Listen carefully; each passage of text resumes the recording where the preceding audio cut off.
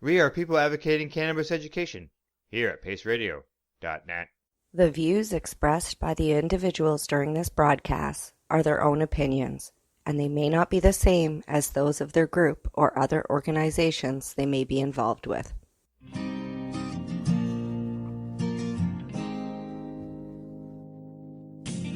know I blame it on industry. I blame it on my own hypocrisy. Miseducation and politicians. No one's willing to step up and speak. Hello everyone and welcome to the Pace Radio Show. It's July the 7th and it's 2021 and we are live and coming to you from paceradio.net. I'm Al Graham and tonight I'm joined by my joint host who is the ever relocating Kim Cooper, who's joining me along with our guest who has stood beside me to help educate people at non-cannabis events, educating about cannabis when legalization was just a pipe dream.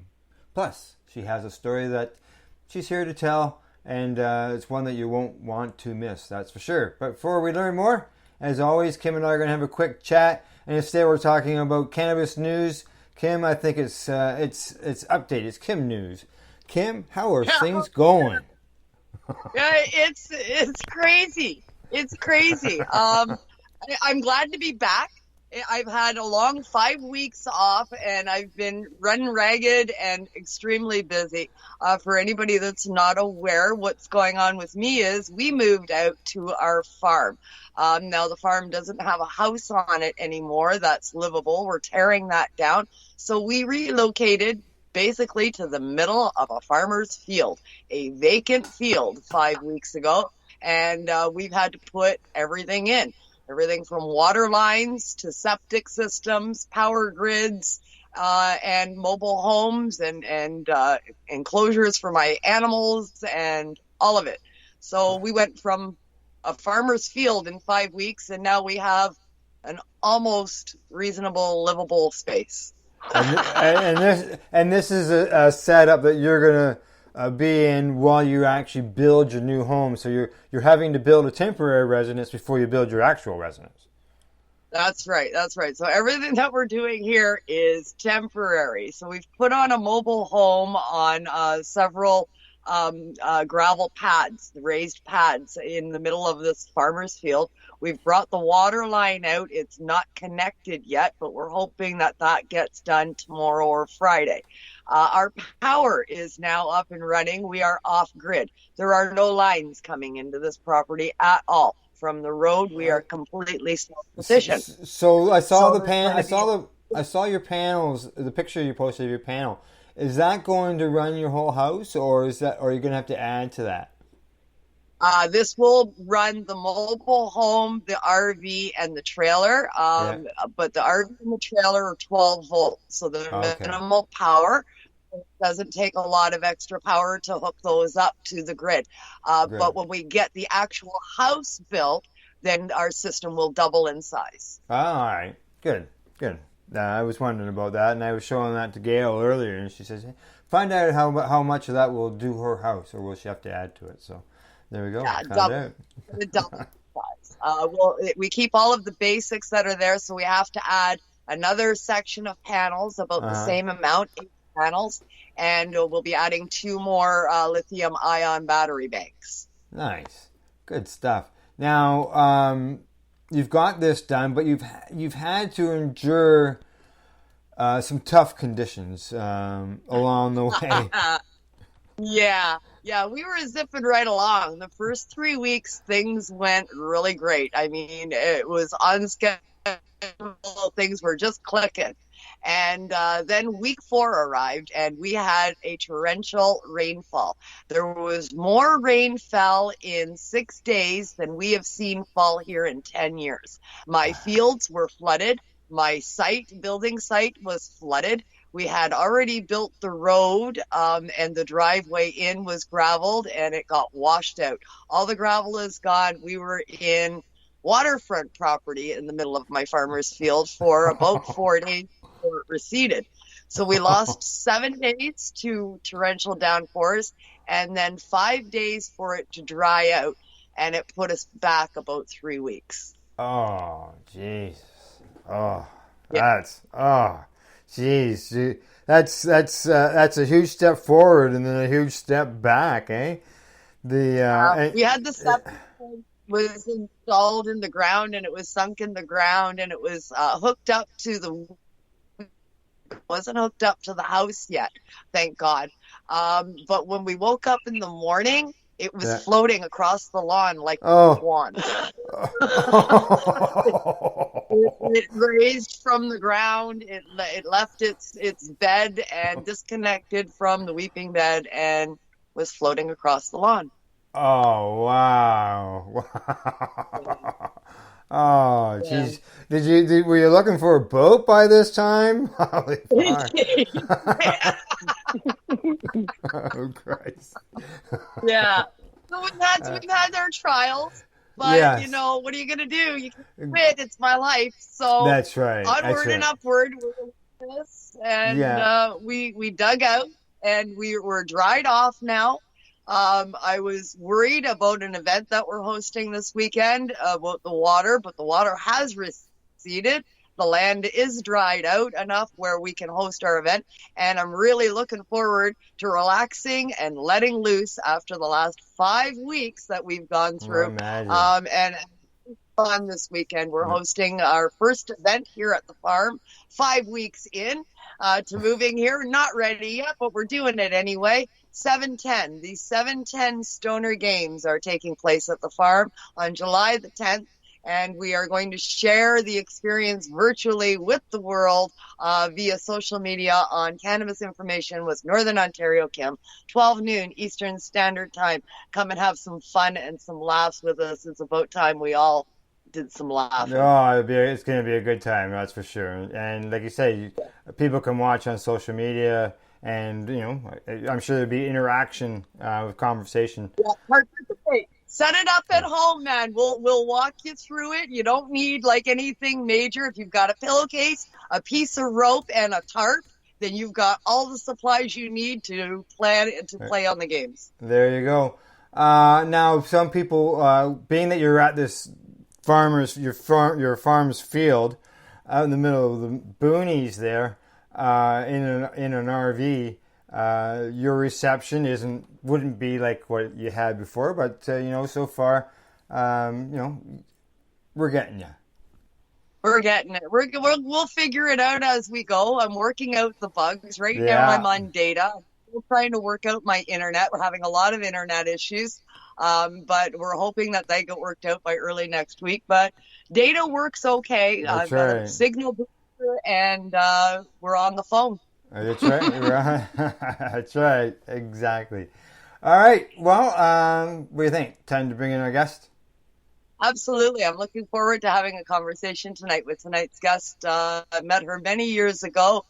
We did stay together once, and this should be a good show tonight. That's right. Yeah, you guys were reminiscing before the show, so we'll be discussing it during the show because I had forgotten all about that. So, all right. Well, this time I'd like to welcome our guest, my friend and a longtime cannabis advocate, Lynda Hewton, to the Pace Radio Show. Welcome, Lynda. How are you tonight? I'm great. How are you guys? Great. I'm doing fantastic. Well, as good as you can be. I always say that, no matter what, anyways. But I'm we're doing good, and I appreciate you coming on to the broadcast tonight and talking to our listeners and us, answering some questions and telling your story. Thank you. And I hope through this it helps at least one person. Yes. Yeah. And, Lynda, you've known me for many years, and you've been involved with PACE over the years. Sharing one story is always something that can be very powerful and something that can help educate others. And if it doesn't reach somebody who could use the information, hopefully it reaches somebody who can pass that information on. And, you, just like other patients, have something, that is educational and informal that can help others. And we're here to help share that. So we'll make sure you get. I think that you're going to help more than one person tonight. Absolutely. Thank you. Yes. Absolutely. All right, Lynda. Usually, what we do around here is I'll pass the questions over to Lynda, or over to Kim, and then I'll jump in along the way, and we'll be reminiscing about old times during the broadcast. There's no doubt about that. Oh, for sure, for sure. Thanks so much, Al. I was kind of expecting you to say I'm going to pass you over to Julie, but Lynda, that was Just so you know, Lynda, that's because Julie's been filling in for Kim for the last month. So. While I've been off, so I kind of expected to be called Julie tonight a couple of times, but not Lynda. But that's good. Thanks for joining us tonight, Lynda. It's great to have you on the show, on my first one back after such a long time away. It's nice to talk to a familiar voice, that's for sure. I met you many moons ago at the Smith extract trial. We spent some time together in a hotel room when we went down there for the trial. And I got to know you a little bit then, and got to know you even more through social media in the years that since that have passed. For our listeners out there that don't know you as well as Al and I do, I'd like to invite you to give us a bit of an overview of your story, where cannabis is concerned. How did you first get involved in cannabis? You use it as a medicine. Tell us a little bit about your journey. Okay. Well, at first I didn't use cannabis as a medicine. It was like recreational.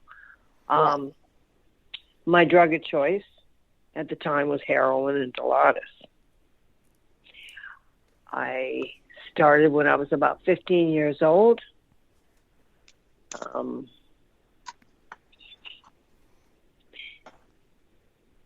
It got real bad. I went through a lot of different treatments, and I could never get it. So then I ended up meeting Alan in Dye, and at that time it was called MMAD participants. Yeah. And they started teaching me some things. I was still using methadone. Mm-hmm. I wasn't on the heroin anymore, but I was still on methadone. Yeah. Yeah. And eventually I was on fentanyl as well. So I was on two different drugs, both prescribed. Yeah. I didn't think there was any hope. Yeah, we hear that a lot, right? Prescribed. Yes, it was prescribed. It wasn't at first.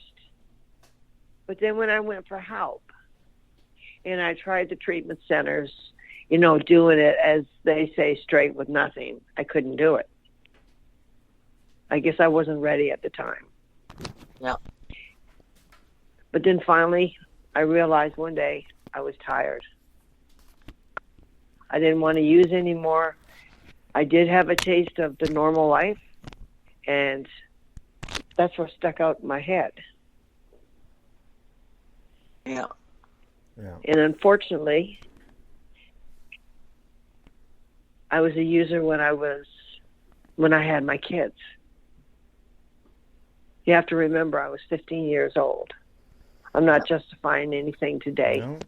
It was a bad situation. Yeah. And I make up today because I'm not that same person. Yeah. So when I went on methadone, I went on methadone at St. Joe's Hospital in Toronto. My doctor, who is still presently my doctor, I got on methadone. I think it was in 1996, 95, something like that. I can't remember. It's been so long ago. It was Dr. Meldon Kahan. And he was against cannabis. Yes. Dead against it. I remember. Well, he put me on the methadone, and eventually, as I wanted to come down, I wasn't supposed to. I was supposed to be a lifetime methadone user because I had been on hard drugs for 15, 16 years. There was no hope. I couldn't get out of it. It's a long time. It is. Yeah, it is. And they put you got onto the methadone as a way, as you know, some people would say it's just a substitute for the other drugs. Some people it became worse. Yeah, it made me worse at first because I was doing both, right? Mm-hmm. Yeah. And it was like liquid handcuffs. Yeah. Yeah. I couldn't do anything because I needed that drug. Yeah. And eventually that, unfortunately, gets into your bones. It just takes over. But I didn't want to be that person. When I met you, Alan, yeah, I had gotten in a little bit of trouble. mm-hmm. And you helped walk me through that. And you helped walk me to where you introduced me to the education of what was going on the other side. Yeah.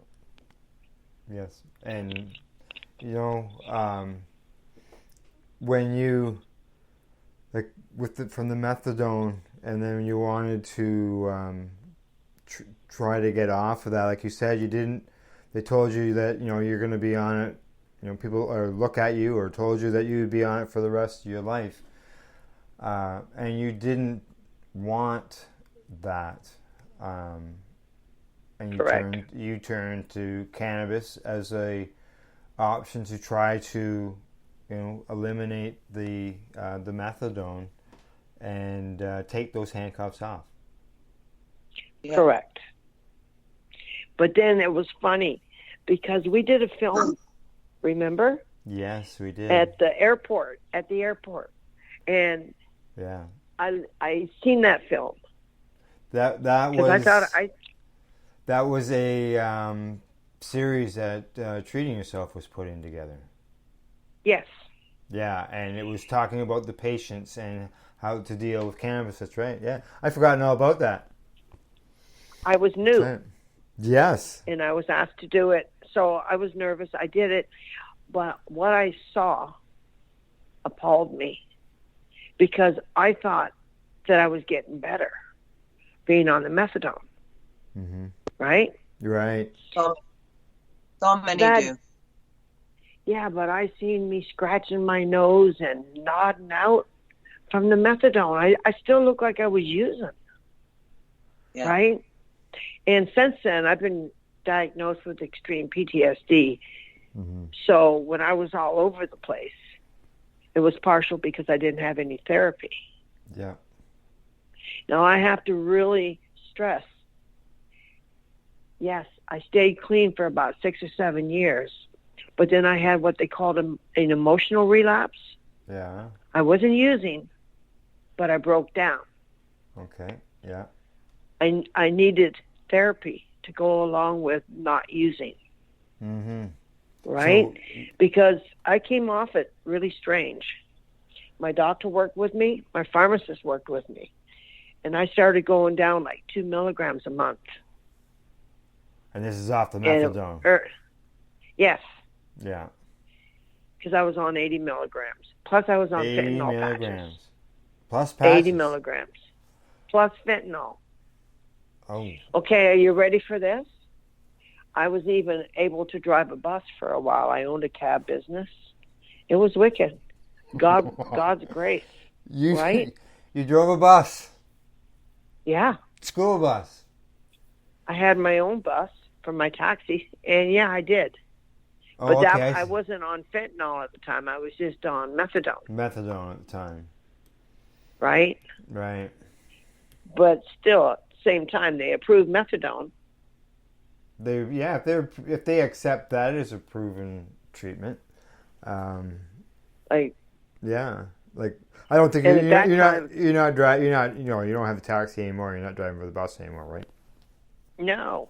No. No. In fact, the other day when I went to do my license, because it was supposed to have been done in April, they said, "Oh, I can't do your license because you still have a D." I said, "You can drop it down to a G. I'm okay with that. Like, it's passed, right? I can move Past, forward." yes. Yeah. Yep. Exactly. That's right. So when you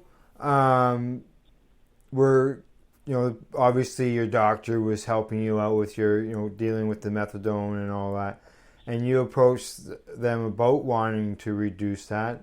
Did they be resistant to that in any way, or? Well, He was kind of iffy about it at first because, by rights,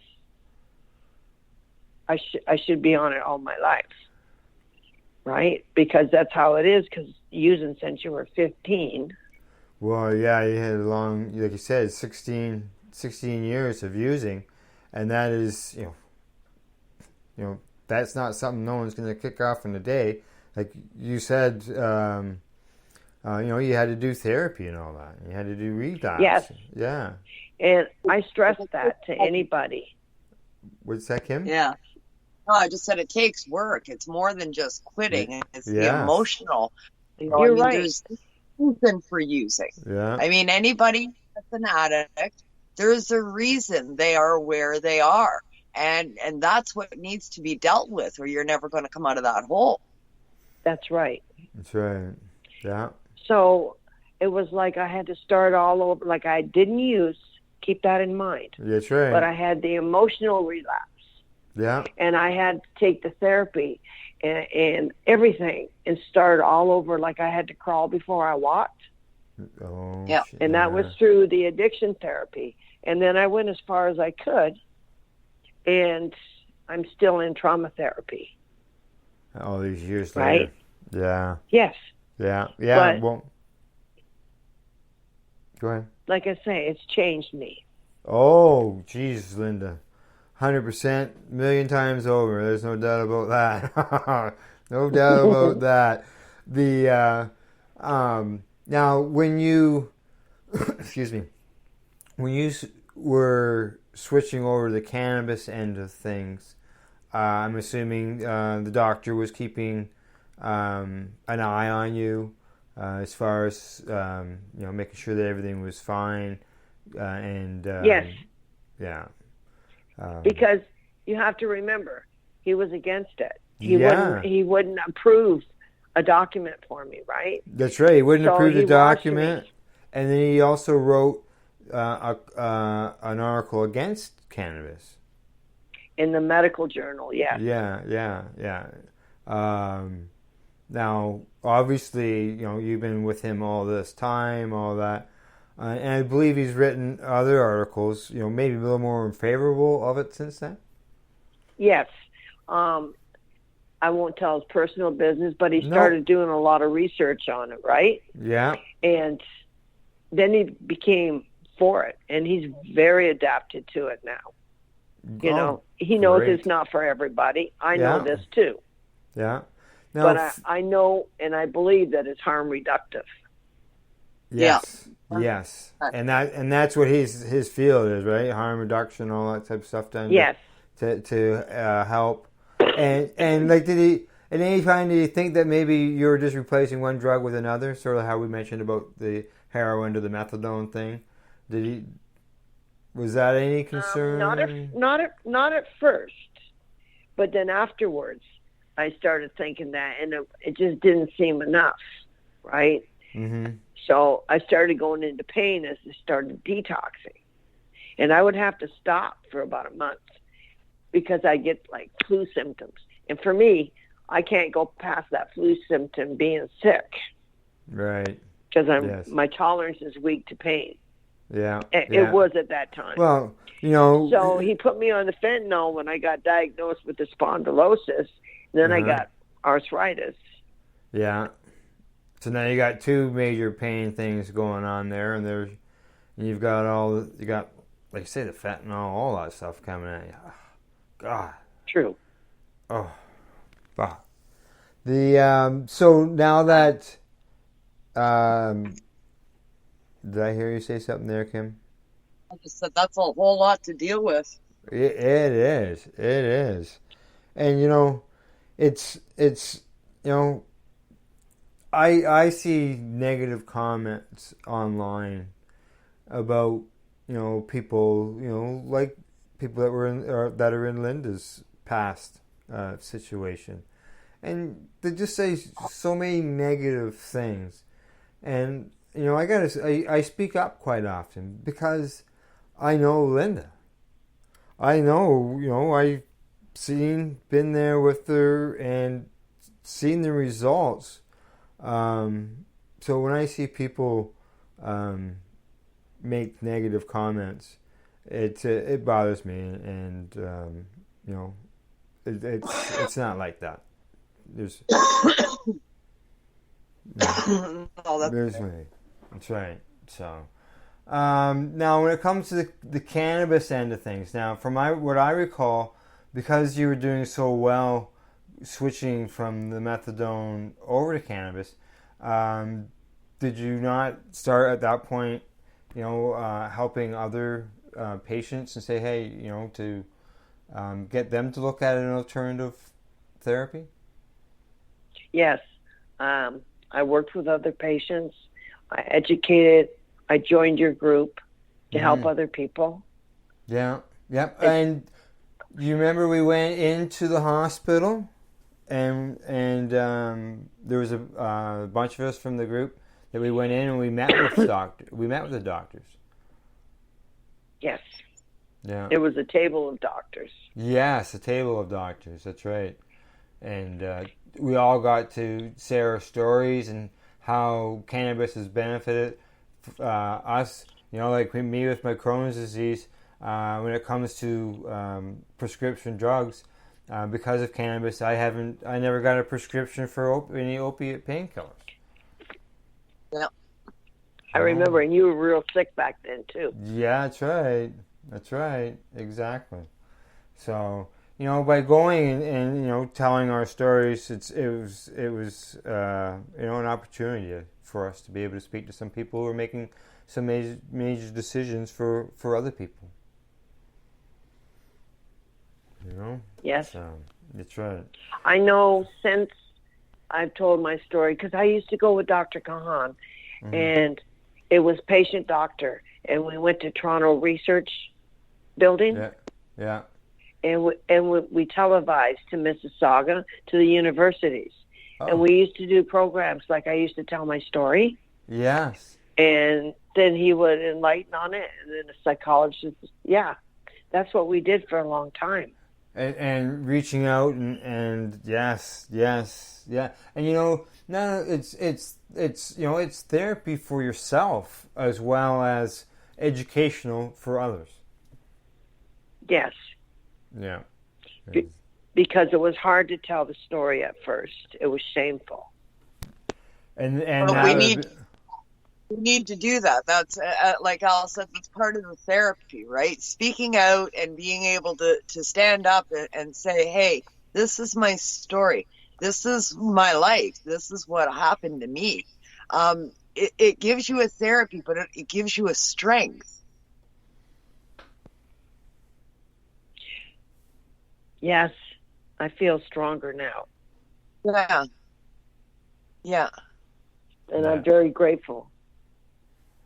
Yes. Oh, yes. And the way things are now, to move ahead some. You've got just so you know, we got some messages here, and before we go to break, I'll read them off, okay, and then we'll continue afterwards. Messages getting from Ron McNabb. He says, "Hi everybody," and he says, "Each one teach one," just like you're doing. That's right. That's right. That's right. That's right. And he says, "Welcome, Hi. Lynda." He says, "Welcome, Lynda," and he says, "Congratulations on your recovery." Ron's Thank a good you. guy. So there you go. Got some listeners giving me some feedback. Yeah. Alrighty. Well, Okay. let's go for break, and then we'll continue this conversation afterwards. Sounds good. Okay, when we return, Kim and I will continue our talk with our friend, Lynda Hewton. This is the Pace Radio Show. We are live here at paceradio.net. You're listening to the Pace Radio Network here at paceradio.net.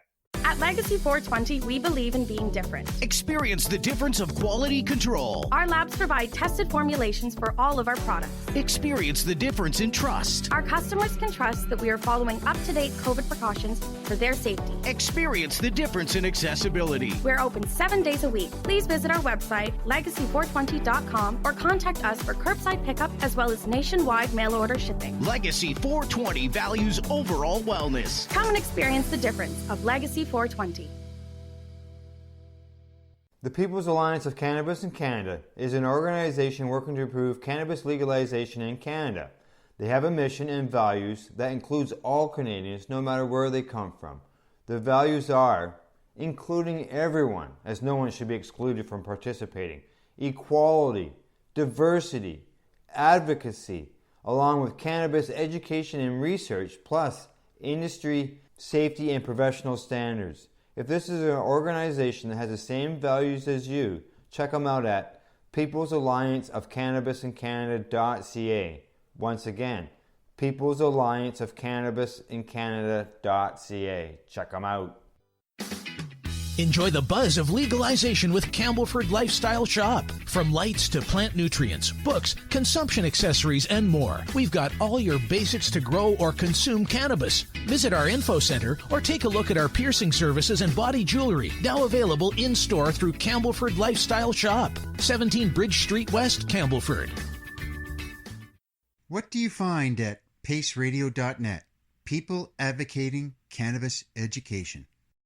A doctor's job is to relieve your pains. And when it comes to growing cannabis, the biggest pain is trimming. Let Dr. Buck Cannabis Trimming Solutions take the pain away. Whether you're a home grower or a commercial operation, we have the cure. From 4 plants to 400 plants, garden size doesn't matter. Dr. Buck Cannabis Trimming Solutions comes to you with years of experience and professional discreet service. It's simple. We trim your weed and we do a damn good job. Visit drbuckcts.com to book your trimming.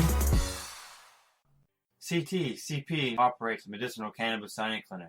If you want to grow your own medicinal cannabis and are located anywhere in Canada, then I'd like to suggest that you give them a call. They can be reached at 1-613-967-9888. That's 1-613-967-9888, and grow on with CP.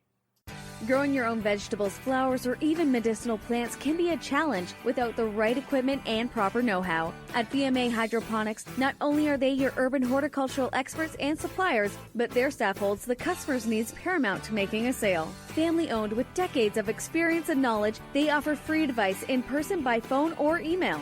BMA Hydroponics wants to ensure you have the advice you need, which is why you'll find tips and tricks on different ways to grow, like wick, ebb and flow, drip, or aeroponics system, as well as other helpful links at bmahydroponics.com. If you can't find what you're looking for, just let them know, and they'll do everything they can to get what you're looking for. At BMA Hydroponics, each staff member also possesses a federal exemptee MMAR license, making their strong suit empathy, experience, and dedication to their customers. Because when you know how to grow, you'll have results that make you proud. BMA Hydroponics in Belleville, Ontario. Visit bmahydroponics.com. We are people advocating cannabis education here at paceradio.net. Hello and welcome back. You're listening to the Pace Radio Show. We are live here at paceradio.net. And if you missed all our live shows, you can always catch them as a podcast afterwards at paceradioshow.com. Tonight in the program, we're joined by our guest, cannabis patient advocate Lynda Hewton, plus my joint host, the relocated Kim Cooper of No Sir. Well, ladies, we're into the second segment. In the first segment, we discussed Lynda's experience with drugs and using cannabis as a way, a step down after going from heroin to methadone to cannabis.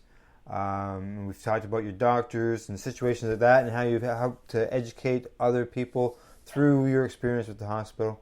Now we've also talked about how your doctor was sort of against cannabis in the beginning, and he's more favorable.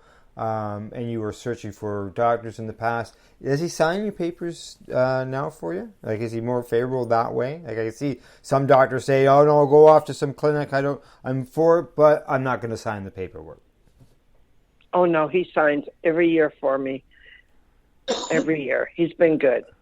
Good. But I can show him, right, what I do. I have no fear of it. He knows what I do. I've learned how with the cannabis, you don't have to smoke it. That's right. Myself and 2 other people, they showed me. We did it together. We learned how to make cannabis salve.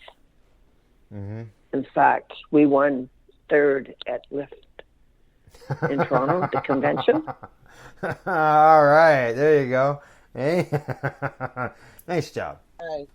Nice. And we make edibles. Yeah. Yeah, there's lots of different ways. Capsules. That's right. And it's not all about the smoking end of things. That's for sure. Go ahead, Kim. No, it's a medicine, multi-purpose. There's definitely more than one way to utilize this plant. That's right. Yes. Now, and you probably felt when you're dealing with, especially like when you're dealing with the patients and you're dealing with the doctors and stuff, is like, I know when it comes to cannabis, when I was doing shows in Toronto and stuff like that, I always wanted to prove the stigma wrong. That people use cannabis isn't what you hear in the media. It's not what you're been told. Look at me, I am different. This is what can, how things can be better. And, Lynda, you're a person who has had a challenge, and you've fought so many along the way. And I'm sure that over your challenge, especially, in the last 15, 20 years, that you've really turned a lot of heads and say, hey, things can change. With the help. Yeah. But it can't be done just by yourself. No. I've had a lot of good people in my life. That's right. You have to have a strong circle of friends. You have to have a strong doctor system there. Everything. There's no doubt about that. Yes. And talking about strong, in the early part of the broadcast, you mentioned about being young and you had a child and stuff like that. How, and I know it's in the article that you wrote and I assisted you with for treating yourself, that obviously things weren't good at one time. I believe things, from what all reports are with me, everything is great now. You're involved with family. You've got grandchild. Yes, I have a grandchild. She's 10 months old. There you go, eh? Nice. Congratulations. Thank you. That's right. Yes, with my youngest daughter, I have 2. The youngest daughter, we're healing together. Yes. I think my grandchild has brought us together more. Great. And right? I remember I'd come in, I'd see you and you say, anytime now, Al, anytime. And then you told me that she was born, and I was so happy for you because I knew your journey, right? And to get back with family, and I can remember at times where you'd say that that you were going to be able to see your get together with your daughter and all that, and that's what a goal, like you mentioned before the show, goals and things that you've achieved, and I look at that as one of the goals that you had set so long ago, and you achieved it, and now you're seeing your granddaughter, and it's a much better situation. Oh, it's awesome. It's awesome. And she loves me. I love her. I mean, through this pandemic, it was really hard because I wasn't allowed to see her. I wasn't allowed to hold her. I could see her through the patio door. Right. Because she was born during the pandemic. Yeah. Yeah. Yes. Yeah. So I went on Messenger 2-3 times a day, and we talked, or I talked to her, and she watched me, and she got to know me. Yeah. Then I would go to the patio door, but I couldn't hold her again. I didn't hold her until she was 9.5 months old. Oh, wow. Right? I had to get my vaccines.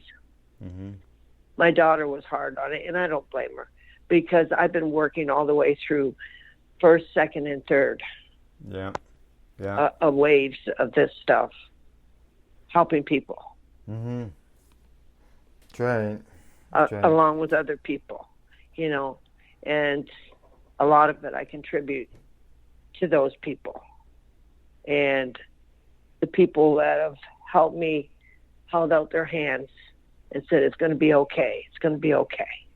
That's right. Such as yourself. Yeah. You know, yeah. Yeah. You know, it's hard to, you know, families have been apart, you know, basically for over these last 2 years. And, you know, for you to have a grandchild, who doesn't want to hug their grandchild? Right? Exactly. Yeah. So, but now And unfortunately, go ahead. Unfortunately, it's still the same with my oldest granddaughter, or with my oldest daughter. You know, sometimes you can change. Sometimes things never change. Yeah. But I've made my amends. That's all I can do. That's right. That's right. Yeah. Yeah. That's right. What was that? Was that you, Kim?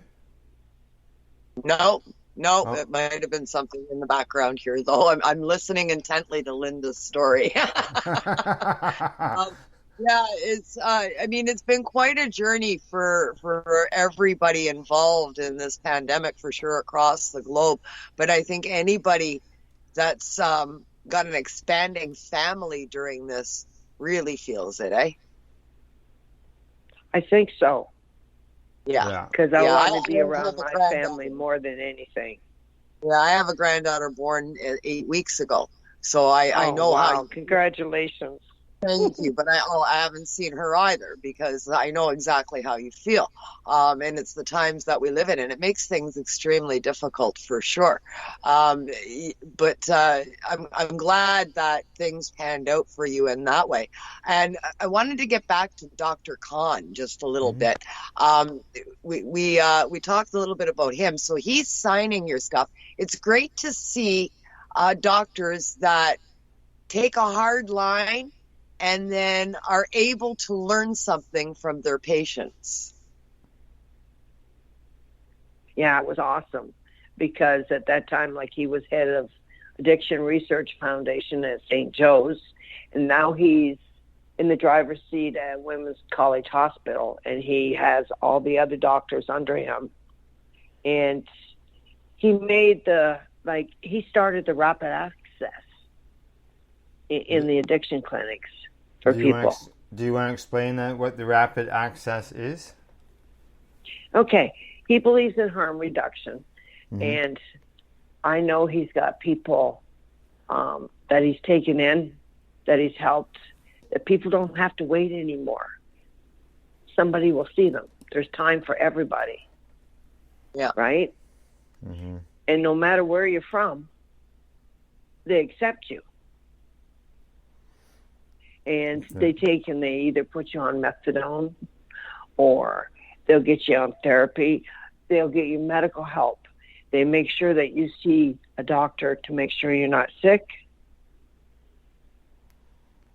And they get it, if you let them, to where you're not committing crimes. You're not out there begging for money. You're not out there spending your paycheck. You're actually getting help, and you're keeping people safe. Yeah, helping them. That's right. Exactly. People don't have to wait months and months anymore. Well, that's good, because, you know, that's what's, you know, there's so many people we look over the last years, when it comes to the opiates, and people would say it is an epidemic. We, here in Canada, we get thousands of people who die from opiate overdose or drug overdose. People dying in the streets. Who knows? These people can be somebody who is, somebody's brother or somebody's father or whatever, and because of a work-related injury or whatever along that line, and end up getting on a prescription drug, and they end up getting addicted to it. The doctor, they're on it. The doctor says, okay, well, you should be fine now. They're no longer getting the prescription, but they're addicted to it, and they have to go. They end up going somewhere else to get it, and people are ending up dying. I know kids, people who I coached in hockey like 25 years ago, okay, who have died because of a pill. Yeah. And while the rapid access, it's a great thing, but I gotta be me here. You gotta be the devil advocate. Here we go. Gotta be me. You know me. And I gotta point something out here that's really, it bothers me. It bothers me immensely, and that's the fact that methadone is in that mix so prominently. And to me, that's largely why rapid access happens, because it can get more people on methadone. I don't agree with methadone. I don't think methadone is the answer. We've got doctors listening to patients and getting educated and now signing cannabinoid therapy prescriptions and authorizations, and that's all great. But why isn't that the go-to instead of methadone? Why are we still using this dangerous substance as a substitute? Okay, I can answer part of that. You have to remember, there's a lot of people. Like for me, I was rescued when I went on the methadone. Right? Rescued, I mean, by, there's no telling where I would be. I'd probably be dead if they hadn't grabbed a hold of me and said, because they took my car and it was underneath. I went in there for access and I thought I was straight. I thought they, far from it. Anyway, they made my car stay there for 3 days and they put me in a detox. If it hadn't have been for them doing that and then me coming and getting on methadone, I probably would have never stopped. Yeah. No, I hear you. I hear you, Lynda. I hear you. And there is a place, I guess, for this. With chronic use, such as what was happening in your situation. But I've seen here in my neck of the woods in Northern Ontario, in the last, I'll give it 10 years. In the last 10 years, there has been a proliferation of methadone prescriptions being had. We've got practitioners up here prescribing methadone to get people off of alcohol. I was on fentanyl. Cocaine too. My car accident, I was on fentanyl, and I went from 150 milligram patches down to 25 milligram patches slowly. I reduced myself by myself. I did it myself without the help of a doctor. A new doctor came into our clinic and saw that I was on 25 milligram of fentanyl and knew that I was down from 150 and decided that she thought it was best that I go on methadone to get rid of the last 25. To me, that is ludicrous. Why would I go on methadone to get off 25 milligrams of fentanyl when I've already lost 125 on my own? I just turned around, I handed her the box of patches and said, no, it's okay, I'm good. I'm done now. And that was it. And I quit. But they wanted me on methadone. And it you was made a smart choice. And it was because I was getting off the patches. They were losing me as a patient and as a prescribee, and that's there. It's the overprescribing here and elsewhere that I'm seeing of methadone it's truly horrific. There are cases where I think it's needed, but I think the majority, it is vastly overprescribed, probably as much, if not more, than opiates today. You're right, because you know why? Because a lot of these are private clinics, and you got to pay for it. So you've got a lot of people paying for this methadone cash money, right? They don't charge a lot, but you will pay for it weekly, and that's how you get it. If you don't pay for it, then you don't get your drink. Yeah. So then they're right back out there.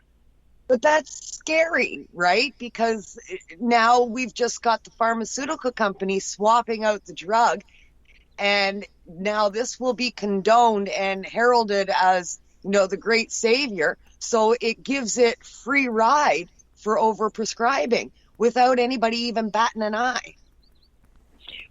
But now, yes, there's a lot of methadone. There's Suboxone. They're putting people into comas to take them off drugs, which I find is scary. Yeah. Right? But comas. Wow. Yes, you were smart, Kim, because you were on fentanyl. I failed to mention I was on fentanyl and methadone. Remember, Alan? Yeah. Yeah. And I left the group.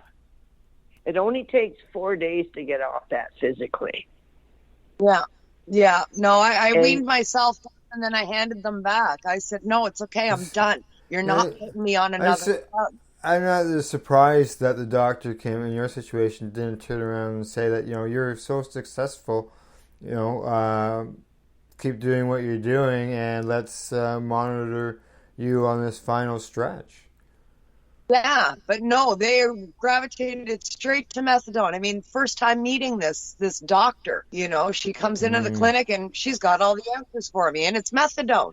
I just looked at her like she had two heads, and I asked her if she was fucking kidding. You know why? Because she assessed you as somebody that was addicted. And that's what they do. They judge on one visit. Didn't even meet me and had my game plan. Sorry. Yeah. Oh. Wow. Well, I was lucky because Dr. Kahan got a hold of me, and he treated me like a human being. Yeah. And he was patient.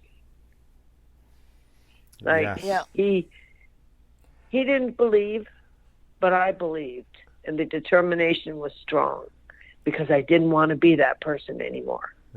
And I believe he believed in you too, Lynda, because I don't think that they would, if they didn't believe in you, they wouldn't have you assisting them when, like you say, some of these clinics and dealing with patients and stuff like that.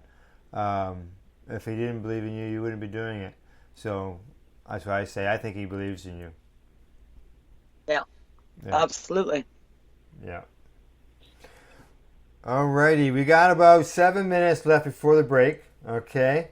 And let's go to gardening.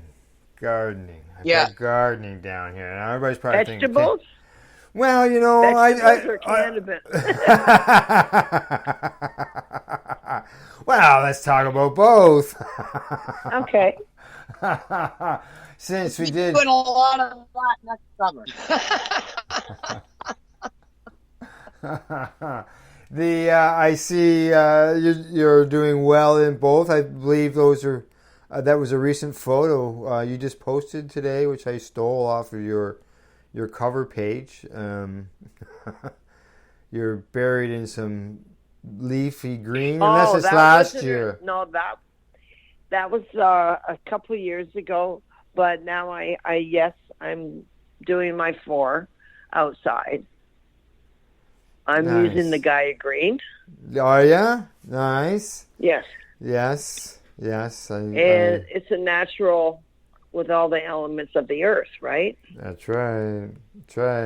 Organic amendments. That's for sure. Yes. Now you've also been doing some vegetable gardenings for actual vegetables. It looks like you're doing very successful that way as well. You got a real green thumb going on over there, lady. Thank you. I'm using the Gaia Green in my vegetables too. Oh. Nice. Now, you know what happened to me? No, this what? Is the first year ever into my soil, like it's all natural with the Gaia Green, and I'll use a spike. I'll put Fish Plus by GrowTech, which is 100% organic too. So I'll do that once a week, like I would the molasses once a week. Mm. I ended up getting mushrooms in my soil. Oh, is it? Yeah. No, I Googled it, and it says that my soil is so organic and pH that it gets compatible with your cannabis, that it's not harmful, that it breaks down and gives it nutrients and mycorrhizae. Yeah. It's good for you. When your soil sprouts mushrooms, you got good soil. Yeah, I do. Well, I did a thing. Okay, I worked at a hydroponic store. Okay. I won't name the hydroponic store. Oh, that's up to yourself. But I worked there, and they've taught me so much. They, at one time, did a hay bale with soil in it. Well, that's what I did. I copied them, and it's been a real good year. I went ahead. I was worried about the cannabis hemp worms that are yearly, those little pink worms, if you're not careful. I ordered some gardening screen, and I made me a whole screen tent with, it's funny, with 4-foot poles and tuck tape and a little bit of hard plastic and T-bars. And there you go, with DIY. MacGyver. Do it yourself. That's right. And I made an irrigation system like you get from Hydro Farm, you know, the rings. Yeah. But I made it at a 3/4 hose. And I drilled holes in it. And it works perfect. Good. So I don't have to carry or go in there. So I've learned a lot. Yes. Nice. Oh, yes. Oh, I remember those early days. Those early days. Yes, indeedy. Oh yeah. You know, hey, you know, we're all patients. We've all had our struggles, and you know, we all struggle in growing too. You know, not every patient can, you know, turn a light on and grow top-notch cannabis from the get-go. That's right. And outdoor, I mean, for me, I can't have an indoor garden. I just moved into a mobile home until I build my house. So space is an issue for a lot of people. Yeah, well, you don't even have power to run it. Power to run the lights. I don't have the room to put them in. No. Some people say, hey, you're lucky, then you get the outdoor stuff. Because some people prefer the outdoor stuff versus the indoor. I do. Well, I can grow indoor too. I've learned that. I was just tired. Yeah. So I just did 4 recreational this year. I've been growing for a long time. Yes. I know that. Yeah. And it's always good. It's always good to have that experience. Because look at you. I know, you weren't growing veggies 20 years ago, were you? No, but you're probably taking some of that experience from cannabis growing and help you grow veggies. I have. Oh. Yeah, that's right. All right, ladies. It's the top of the hour again. Time for us to take another break. Awesome. All right. And for our listeners to hear more about our sponsors. When we return, Kim and I will continue this conversation with Lynda Hewton. You're listening to the Pace Radio Show. We are live here at paceradio.net. You're listening to the Pace Radio Network here at paceradio.net. BMA Hydroponics has everything you need to succeed. Visit our hydroponics superstore at 404 Maitland Drive in Belleville, and we'll show you how to grow your own quality cannabis for pennies per gram. We're open Mondays, Tuesdays, Wednesdays, and Saturdays from 10 a.m. to 5 p.m. and Thursdays and Fridays from 10 a.m. to 7 p.m. Call 613-967-9888. BMA Hydroponics. It's worth the drive. The only way to go. CP operates a medicinal cannabis signing clinic.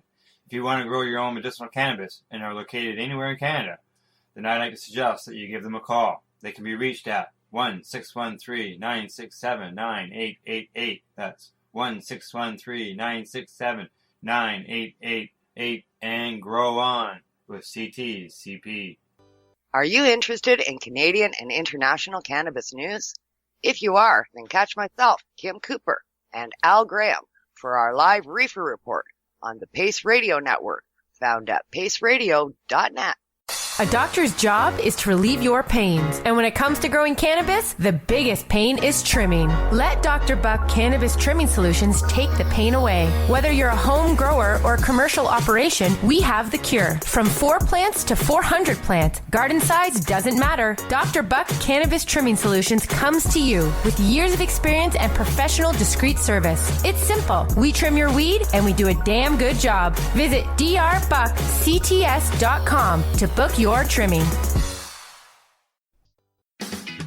Enjoy the buzz of legalization with Campbellford Lifestyle Shop. From lights to plant nutrients, books, consumption accessories, and more, we've got all your basics to grow or consume cannabis. Visit our info center or take a look at our piercing services and body jewelry, now available in-store through Campbellford Lifestyle Shop, 17 Bridge Street West, Campbellford. The People's Alliance of Cannabis in Canada is an organization working to improve cannabis legalization in Canada. They have a mission and values that includes all Canadians, no matter where they come from. The values are including everyone, as no one should be excluded from participating, equality, diversity, advocacy, along with cannabis education and research, plus industry, safety, and professional standards. If this is an organization that has the same values as you, check them out at peoplesallianceofcannabisincanada.ca. Once again, peoplesallianceofcannabisincanada.ca. Check them out. At Legacy 420, we believe in being different. Experience the difference of quality control. Our labs provide tested formulations for all of our products. Experience the difference in trust. Our customers can trust that we are following up-to-date COVID precautions for their safety. Experience the difference in accessibility. We're open 7 days a week. Please visit our website, legacy420.com, or contact us for curbside pickup as well as nationwide mail order shipping. Legacy 420 values overall wellness. Come and experience the difference of Legacy 420. You're listening to the Pace Radio Network here at paceradio.net. Hey, welcome back and thanks for tuning in to the Pace Radio Show. We are being broadcasted live at paceradio.net. Today in the program, I am joined by our guest, longtime cannabis advocate, and the person who has stood beside me to educate the uneducated. That's my friend Lynda Hewton and my joint host, Northern Ontario, Kim Cooper, in her new location. Right, Kim? Yeah, Englehart, Ontario. All righty. And you're staying above water, which is good. Yeah, we are now. Did that hole ever empty full of water? You're taking me for a tour, and there's a hole there that was supposed to be filled. Yeah, it's empty now. There's about a half a foot in there now that we can't get to. It'll just dry out on its own. Eventually, eh? All right, ladies. During the last 2 segments, we've been talking about, Lynda, about your journey all the way through your situation there with how, from the hard drugs to the cannabis and things like that. Now, I'm sure I want to get into some reminiscing about some of the old time stuff. But before we get to that, I know you had mentioned to me about some goals and accomplishments. Anything off the top of your head that you'd like to bring up? Well, yeah. Yeah. Like, I call myself a late bloomer. I started actually to be able to work. I learned a lot of life skills within the last 5-6 years, particularly with my boss / friend. She taught me how to use a computer. She taught me how to use a cash register. She taught me a lot of things that I should have known that I didn't. There's a lot of people out there, like I say, that took me by my hand. That's right. You included. And dealt with my crazy self. Because before, like, yeah. And I want to, Allie. Yes, Allie. That's right. He's passed now. Yeah. But he believed in me when nobody else did. Yeah. He was the guy that was there for you for a lot of that time that I was around in those early days, especially. Yes. Yeah. I can remember the little tracker. Yeah. Yep. Yeah. But I mean, I completed my therapy, my drug therapy in 2000s. I stayed with the trauma therapy. I did my lawsuits. That's what made me who I am today. Right. I restored my relationship with my family. All great accomplishments. I'm the same person, but I became a director with CTCP, which is Canadian Therapeutic Cannabis Partners. And we have a clinic. People don't have to think they need or they can't have a license. Cannabis because license. you can. Yes. Yeah. And you're helping patients with that. Yes. Exactly. I'm one of 4. Are you? And that, that's a continuation of the work that you've been doing all these years to help patients. Yes, I have to speak out on where I work, because if it wasn't for them, and I'm not an easy person to get along with, but Debbie and Ross Middleton from BMA Hydroponics in Belleville, and the people I work with, it's like a family, and they've helped me all the way. And I've had my ups and downs, and they've picked me up. They've given me shit. And supported you. Just like a family. Yeah. But they supported me. They believed in me. And for that, they gave me a job, and they taught me so much. Yes. And I'm grateful for that. And the people I work with, I'm grateful for them. And as I said, I have a certain amount of friends, a handful. Yes. And I'm grateful for them. And when I come into the store and you're in there, you've always got that tee laugh going on.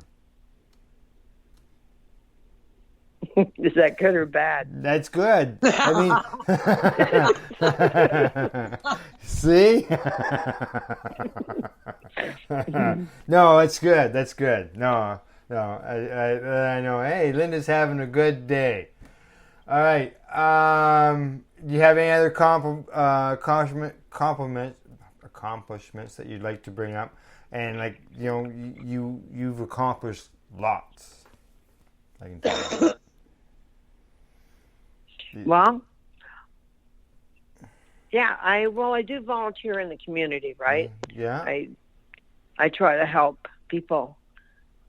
I don't stop. Right? Yeah, people helped you, and now you're helping others. I'm trying to give it back, yes. Correct. Exactly. Those are the words I was looking for, too. Give back. All right. Let's get into... Okay, go ahead. I haven't been on methadone or fentanyl since 2006. 15 No, years. nothing. 15 years. Yeah. All do with cannabis and therapy and good people Yeah. and a lot of patience. Yes, a lot of patience. That's right. And, it's understanding, to help. Everybody wants to help. And you've been able to get many people around you to help you along the way. And and I want people to know where people have doubts that they'll always be what they will be. It's not true. You don't always have to be there. And you can't do it by yourself. You have to reach out. Yeah. Reach out for help. Exactly. Yeah. Yeah. All right, ladies. I want to get into some reminiscing. There's that giggle. Okay, Ottawa. Kim, you mentioned it at the beginning of the broadcast. How did that all go? You guys had quite the conversation before the show. Yeah, it was an interesting week, that's for sure. I found out about the extract trial that was taking place, and I wanted to cover it. I had a social media group on Facebook, and I was with Normal Canada back then, and I was working with the crew at Normal Canada on the board there. And I wanted to cover the extract trial. So my girlfriend Pat and I, she lived in the Ottawa Valley, so I headed out to her place, and we were going to go to Ottawa. And through social media, I met up with Lynda, and because I was looking for a place to stay in Ottawa, she said, "Oh, I got a bed in a room that I'm getting." And I said, "Okay, perfect. We're going to take one of the beds. I'll chip in."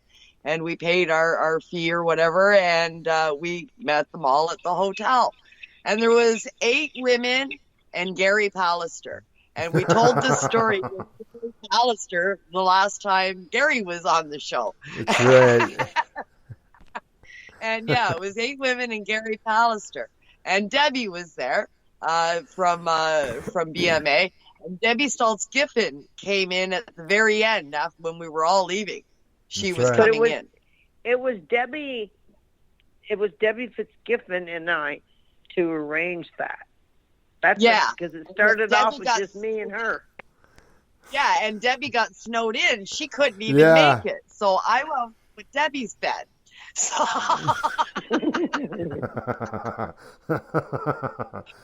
how'd you all fit? Then my friend and I, we had an air mattress. And the air mattress sucked, so in the morning we were on the floor.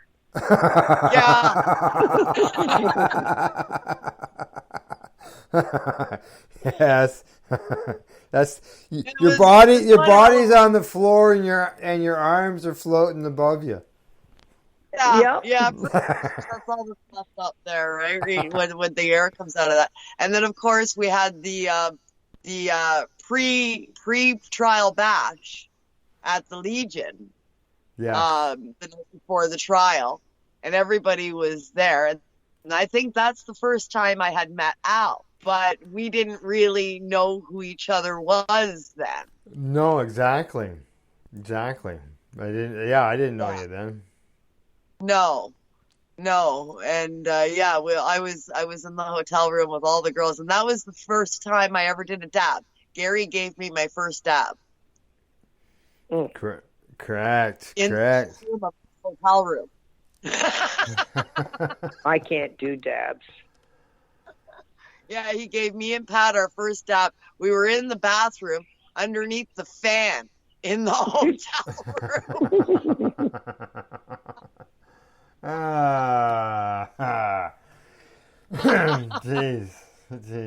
Jeepers. Yeah, I mean, Quite interesting. Lynda and I, as I mentioned earlier on, Lynda and I would help out with treating yourself at Toronto home shows and other non-cannabis events in order to reach out and educate the public about the cannabis. And one year, Treating Yourself held a what was that, Lynda? That was called a Treating Yourself Awareness. Yeah, I think so. At the Chelsea? Yeah, Chelsea.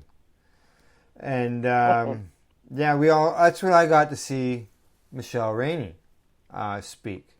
And I thought, geez, I think I can do that. She's just up there and she went up there and shared her story about having Crohn's disease and talking about her life before and afterwards. And I thought, hey, fuck, that's the way to help educate people. So I started to do that. But there's also gatherings and stuff. This was an incident. We had chocolate fountain when we saw these planes, didn't we not? Yeah, we had one in the hotel room in Ottawa too. Yeah. Unfortunately, we shifted rooms or something, didn't we, Lynda? What happened there? How did we end up in the elevator with the chocolate fountain? We were shifting rooms, and you were holding that chocolate fountain full of chocolate fondue, cannabis fondue. And the next thing I know, you're standing there, and I look down, and there's a chocolate puddle all over the floor. You had it all over you. I was new, and I was like, oh my God. Wow, you made a mess. I made a mess. I sure did. We were just edibled out. Yeah. Yeah. And I can see Al standing there with a chocolate fountain in a bloody elevator. I can see it. Yeah. Now, how about this one, Lynda? Do you remember doing the International Home and Garden Show, and we had plants in the booth? I think you were there, and they didn't like the smell. The vendors in our area complained about the smell of the plants, and they wanted them all covered up in garbage bags. I remember that. It was critical mass. Yeah, it smelled like cat piss. It was raunchy, and it went through the whole place. Oh yeah, and then after that, we weren't allowed to bring anything to educate anymore. we ended up we brought volcanoes. And yes. we were doing volcano demonstrations, bringing people as they were going by the booth. We're showing them how the volcano worked. Mm-hmm. Yeah, and then were you in the booth that time when the lady beside us complained that it was the smell of the vapor was making her clients nauseated? No.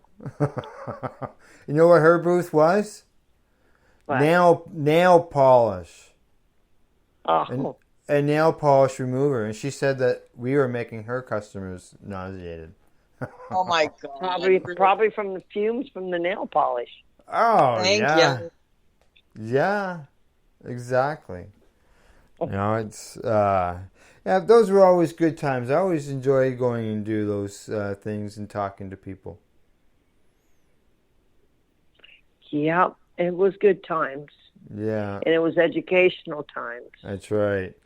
And now, that was, that's a step. And like you said, you've gone on, you helped, the doctor. Are you still helping the doctor at different things? Not now. Okay. I haven't for a while. Yeah. That was because I think he stopped doing it. Oh, yeah. Because he would ask me every year to do it. Right, and I don't imagine they've been doing anything the last couple of years. Well, maybe done differently. He's not even in the hospital. He's at home. Oh, okay, there you go.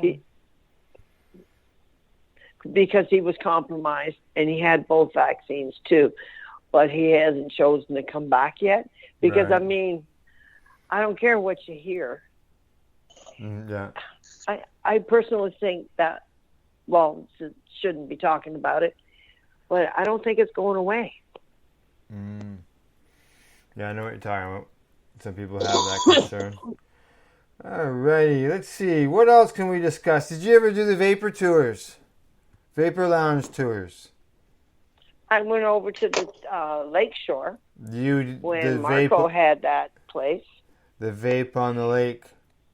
Yep, and I went up there on Young Street, not too far from the hydroponic store. So it would be Vapor Central? Yes. Yes. You know, they don't exist anymore, eh? There's only one lounge in Ontario that I'm aware of. I think I heard Youngsterdam is still operating. And I know Planet Paradise is. They are, or Yeah. Yeah. You get a little bit of a Max Headroom sound effect there. Oh, sorry. Yeah, Planet Paradise, and I heard somebody told me Youngsterdam. Youngsterdam. Yeah, because we need lounges. Yeah, we do. Yeah, we do. Yeah. There should be cannabis lounges just like alcohol lounges. Where you can go into an establishment instead of ordering alcohol, you could order something cannabis infused or a beverage or meal. Yes. Yeah. That's how it should be. Yeah, and still supply entertainment. Same as a bar. You go in, you listen to a band. Why can't someone go into a lounge and maybe order a cannabis drink? I like to see the old style back with being able to vaporize and smoke in the lounges. That would require them to change the Smoke Free Act, and I don't see that happening too quickly. But I don't see why they can't allow beverages and edibles. True. Yeah, for sure. I mean, I used to love doing my lounge tour every year. I did a lounge tour every year when I went down for the Karma Cup. We went down and we toured all the lounges. And every night there's something different happening at a different lounge. One night we went and saw comedy. One night we went and saw a burlesque show. Another night we went and saw a magic show. Another stand-up act that happened. I mean, there's musicians going on. There's all kinds of stuff going on at these lounges. It was a blast. Yes, exactly. And there's there was never any violent disruptions, brawls, those type of things that you hear about from. Excuse me. Yeah, you're correct. Where you get the bars with alcohol. Yeah. There's always fights. Yep. Mm-hmm.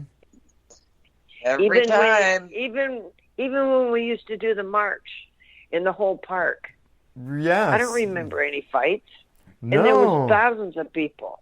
Oh yeah. Like we would do the Global Marijuana March there, and there's the big festival going on in the park, and then they'd have up to 40 or 50,000 people do a tour around the city on the streets, and nothing. I think probably the only thing that I can think of offhand that was a problem was somebody fell out of a tree. I remember that he was dressed up as a tiger. Was he? Because he was in a tiger outfit, and I looked and I said, because I took a picture of it. Oh yeah. Because when I I had a buzz. And then I seen it look like the bark moving. And then they said, no, it's a person. So I walked closer. Yeah. He was a tiger, and he ended up falling under the tree. Yes. Oh. And that's when they tried to take the park from us. Because somebody got hurt. Yeah. So there was never, in the article I wrote for Treating Yourself on the Lounges, After many, many, many years of lounges being in the city, there wasn't any major issues that they reported on. Like they go in and check in on a place, but that is just something that's in a report. That doesn't mean that there's anything that is disruptive there. So it's I like to see them come back, and I know Loretta Clark. She's on tomorrow's. Her and Tamara are on Monday night with Canada Quebec. She's working over there in Quebec, wanting to get lounges over there as well. Yeah, they need it. They're needed. There's no doubt about that. Okay, Lynda, is there anything that you would like to touch on that we haven't touched on? We got about 5 minutes left here. Not really. I just want people to know when there's a lot of work to this. Mm-hmm. It's not easy. No. And you'll go forward and you'll fall backwards. You go forward, you fall backwards. But you got to have determination, and you want a want for life. There's got to be somewhere in there that you remember happy times, and you want a piece of that again. Nothing comes easy. Nothing. No. That's for sure. That's for sure. There's no doubt about that. And I want to thank you for having me on. Oh, you're very welcome. We really appreciate you coming on. This isn't, even though you've done this, talk to people and stuff like that, it's still, it's still a situation in your life that was traumatic and you're still dealing with. Yeah. Right? Like you say, you're still going to trauma therapy. Yeah. Well, yeah. Yeah. It's a journey.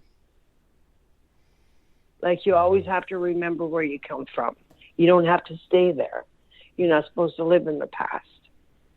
And that was a heck of a thing, because I had to have that therapy to know what happened, why it happened. Yeah. To get past, to start healing.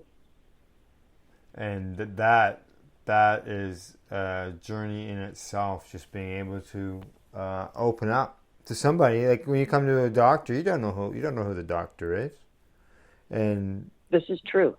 To open up to people who you don't even know, that itself is even hard. It was, yeah. And painful. Let's not forget about the pain. Yeah, it's mental pain. It's the reliving of everything. Yes. So, all right, Lynda. This is the shout-out time of the show. And this is where you get to throw a shout-out to a person, place, a thing, a website. If you've mentioned them, it, or whatever during the broadcast, feel free to mention it again.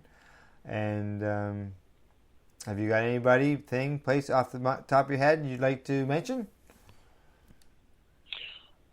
I just, I'm really grateful for my friends, my close friends like Dawn, my co-workers, Roxanne, Roseanne, you, Di, because she was part of it too in the beginning. Yes, she was. And I'm not going to take anything from anybody. And to my daughter and to my sister Bonnie, who believed in me too. Nice. Just so you know, Ron has written us again, and he says, "Great show tonight. I've shared it on my personal wall for others to hear." Oh, wow. Very nice. Thank you, Ron. Yes. Thank you, Ron. Yes, thank you. All right, Kim, your turn. Shout out tonight. I'm going to give my shout out to my weekend event. We've got a weekend event. 7/10 is this weekend, and it falls on a Saturday. And of course, that spells oil upside down. So we are celebrating dabs and everything concentrates by hosting a first ever event here at the farm. The 7/10 Stoner Games, We're going to do three-legged race, wheelbarrow race, the sack races. We've got a slip and slide race set up, an obstacle course. Going to have a whole lot of fun with a stoner twist, of course. So we'll live stream the event as well on our social media pages on NoSir.org, on Facebook, as well as the Facebook Information with Kim page, IWK, noon Eastern Standard Time on Saturday. See you all out there, and for those of that are attending, we'll see you when you get here. It's going to be a great weekend with a lot of fun. All right, good stuff. Yeah, I was surprised you sort of hesitated. I think, okay, she's got an event. What's she hesitating for? Oh, I'm exhausted. I imagine you are. Did you say something, Lynda? Yes, and I want people to know to go to the website, the CTCP. Yes. Or even the Facebook website, part of it, the Facebook page. Mm-hmm. All the right, cannabis. That's right. CTC, because CTC. of the clinic. CTCP, Canadian Therapeutic Cannabis Partners. All right, and is it done? And you can find that at the BMAhydroponics.com website. Yes, you can find it on Facebook as well. That's right, and we run an ad here for them that we just donate the time to allow for patients, because CTCP does patients all across Canada, and people all across this country are looking for doctors to sign. So it's always good. And to have it is a registered society. It's not a false society. This is real. Yes. Oh yeah. And to grow your own. And involved with putting input into government regulations and stuff like that when is sought by the government and otherwise. And I have to give a shout to Tamara too, because she is our president. Yeah, that's right. That's right. Exactly. Yes, actually, she was on Monday night. She was on. That's right. Okie dokie. Other than that, next week, Julie returns. She's got, after 2 weeks on, a week off, 2 weeks on. She is got a week off this week, obviously. And she'll return into her regular rotation. Right, Kim? Yeah, she's back next week, and then I'll be the week after. That's right. Now, if there's any internet issues with you, Kim, we will know ahead of time, and we will adjust as required. So, alrighty. Let's see. You can find the Pace Radio Network on Twitter at Pace Radio. You can also find us on Facebook and Instagram, and you can find us online at paceradio.net. Thank you. Go to our sponsors, BMAHydroponics.com, Legacy420.com, the Camelford Lifestyle Shop in downtown Camelford, as well as Dr. Buck's Cannabis Trimming Solutions, drbuckcts.com. And a big thank you to you, Lynda, for coming on the program tonight and telling your story for our listeners to hear. And thank you for having me. Hey, anytime. And as always, Kim, thank you for getting above the mud and being able to still participate. Absolutely. Glad to be here. Wouldn't want to be anywhere else. It's a nice break. And you're gonna be like basically you're involved with doing this radio show, but you will be sort of like on a reduced end of things, because you're not gonna be able to do the reefer reporters. Like you can hear your signal, even just doing the audio end of things, doing the max headroom thing. So to do reefer reporters, you're looking at a dozen tabs open, right? You got all those movies and everything all running back there. Good luck. No, it can happen. So really taking a back seat from reefer reporters, and had to drop that. But I'm going to continue on here with the radio show. And of course, I will continue on with Open Your Eye with my joint host, Cindy Howell. And I'll be going elsewhere to broadcast that. I'll be going someplace that has internet. Hey, well, it worked tonight, and that was good. Yeah. This one works good with my data. Yeah. All righty. All right. Thank you, everybody, and good night. Good night. Good night.